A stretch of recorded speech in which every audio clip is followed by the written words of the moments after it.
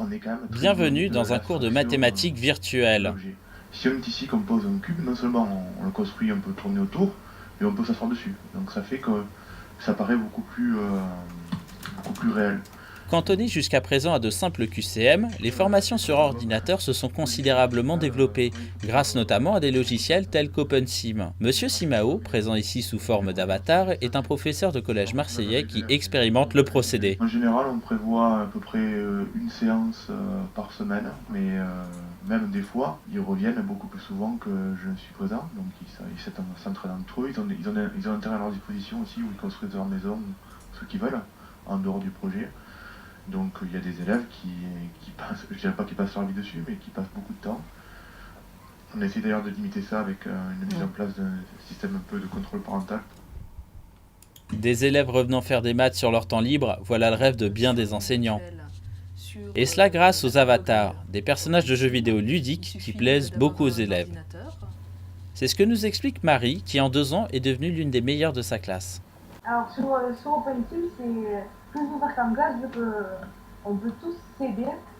Ça apporte un équivalent au maths en classe. Ça peut nous aider à progresser.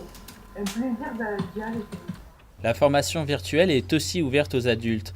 Elle permet à chacun de suivre n'importe quel type d'enseignement depuis son ordinateur chez lui. Pour les pédagogues tels que Bertrand Lebert, cet outil entraîne une nouvelle approche face à l'élève. L'idée, c'est pas de le mettre en cours, c'est de le mettre en état de production immédiatement.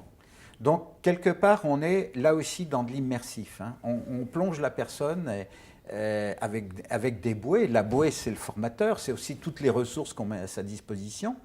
Et on l'accompagne dans son cheminement. Parce que dans ce cas-là, la personne, elle est active, donc elle va mémoriser beaucoup mieux.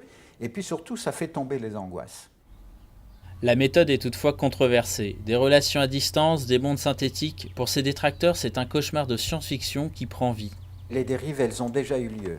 Les dérives, pour moi, la dérive de dire c'est un ordinateur qui va gérer et qui va faire des réponses à un stagiaire, pour moi, c'est une aberration. Alors là, pour le coup, c'est appauvrissement de la relation d'apprentissage et de la relation humaine tout court. Et là, on est plutôt maintenant dans corriger ces dérives-là.